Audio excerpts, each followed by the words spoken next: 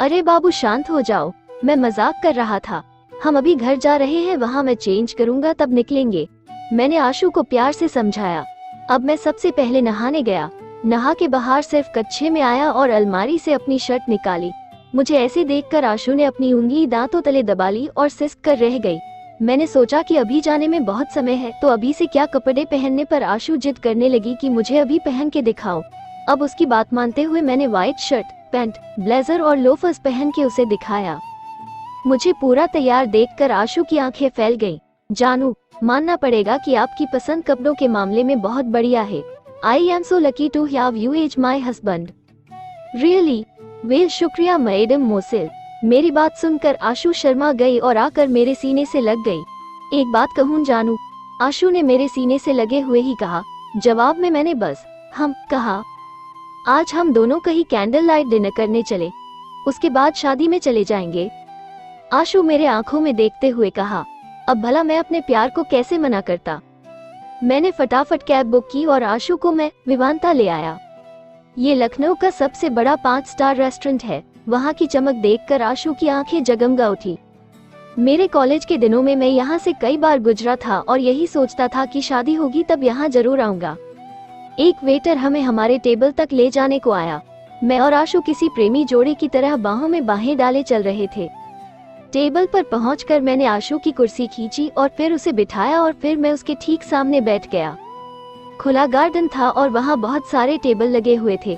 हमारी तरह वहाँ कुछ प्रेमी जोड़े थे और बाकी सब फॉरेनर और कुछ अमीर आदमी आए थे। आशु आज पहली बार इतनी महंगी जगह आई थी और उसकी आंखें वहाँ की चकाचौंध में खो गईं और वो सब कुछ देखने लगी। वेटर मेनू लेकर आया पर आशु की आंखें तो अब भी वहाँ के नज़ारे देखने में लगी थी।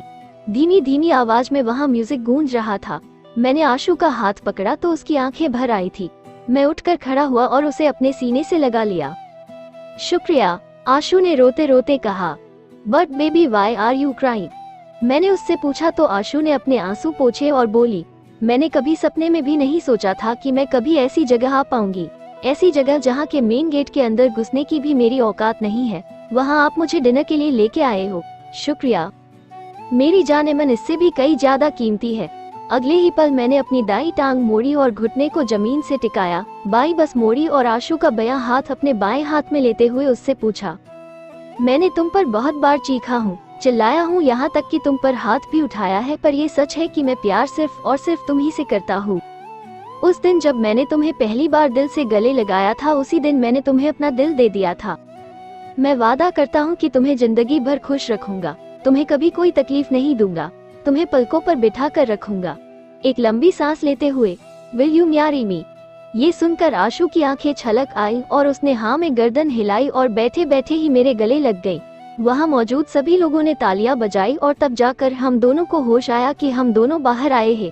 आशु ने शर्म के मारे अपना मुंह दोनों हाथों से छुपा लिया। तभी वहाँ एक अंकल आए और मुझसे बोले, come on man, let's put a ring on her. But I have ring with me, I didn't plan this far. मैंने उन्हें बताया तो उन्होंने फौरन वेटर को बुलाया और उसके कान में कुछ खुसफुसाए। उसके बाद आशु से बोले, may the love you share today grow stronger as you grow all together. इतने में वही वेटर वापस आ गया और उसने उन्हें एक छोटी सी डिब्बी दी जिसमें एक व्हाइट सिल्वर की वेडिंग रिंग थी। उन्होंने मुझे वो डिब्बी दे दी और आशु को पहनाने को कहा। मैं और आशु हैरानी से उन्हें देखने लगे। A gift for the beautiful couple, उन्होंने कहा। Sorry sir, but I can't take this, मैंने उन्हें मना किया।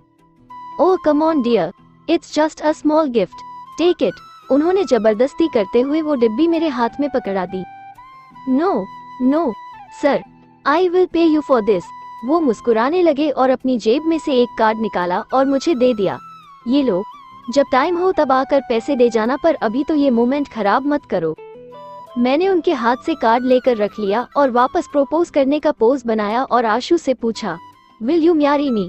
आशु ने शर्मा कर हाँ कहा और फिर मैंने उसे वो रिंग पहना दी और आशु कसकर मेरे सीने से लग गई। मैंने उसके सर को चूमा और पूरा गार्डन तालियों से गूंज उठा।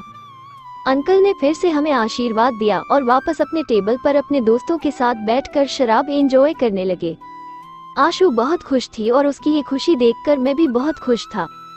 हमने खाना खाया और फिर मैं उन अंकल को दोबारा शुक्रिया बोलकर निकल आया। अब बारी थी राखी की शादी अटेंड करने की। मैंने कैब बुक की और उसके आने तक आशु मुझसे चिपकी खड़ी रही। कैब जब हम बैठे तो आशु मेरे बाएं कंधे पर सर रख कर बैठ गई और उसी रिंग को देखे जा रही थी। अब इसे उतार दो, वरना सब पूछेंगे कि किसने दी। मेरी बात सुनकर आशु जैसे अपनी ख्यालों की दुनिया से बाहर आई। ना, मैंने नहीं उतारने वाली, उसने मुंह बनाते हुए कहा। तो सबसे क्या कहोगी? मैंने पूछा। कह दूंगी मेरे लवर ने दी है, ये कहकर वो मुस्कुराने लगी। और जब उस लड़के का नाम पूछेंगे तब? वो सब मैं देख लूंगी, आप उसकी चिंता मत करो। इतना कहकर आशु फिर से उसी रिंग को देखने लगी। मैंने भी सोचा कि अपने आप संभालेगी, मैं तो कुछ कह भी नहीं सकता और रायता फैलना है तो फैल ही जाए, जो होगा देख लूंगा। ये सोचकर मैं भी इत्मीनान से बैठ गया। बैंक्वेट हॉल आने लगा तो मैंने आशु से कहा कि वो अपना मेकअप ठीक कर ले। फिर हम दोनों जब कैब से उतरे तो आशु ने फिर से मेरी बाहों में बाहें डाल ली। हम दोनों कपल लग रहे थे और ये अभी के लिए थोड़ा ज्यादा था। मैंने आशु के कान में खुसफुसाते हुए कहा, जान, यहाँ बॉस भी आएंगे तो थोड़ा सा डिस्टेंस मेंटेन करो। ये सुनकर आशु ने नकली गुस्सा दिखाया और मेरा हाथ छोड़ दिया। अभी अंदर घुसे भी नहीं थे कि मुझे मेरे ऑफिस के कलीग मिल गए और बेशर्मों की तरह आशु को घूरे जा रहे थे। बॉस और नीतू मैडम आ गए। मैंने उनसे पूछा तो उन्होंने बताया कि वो अंदर हैं, इसलिए मैंने आशु को अंदर जाने को कहा।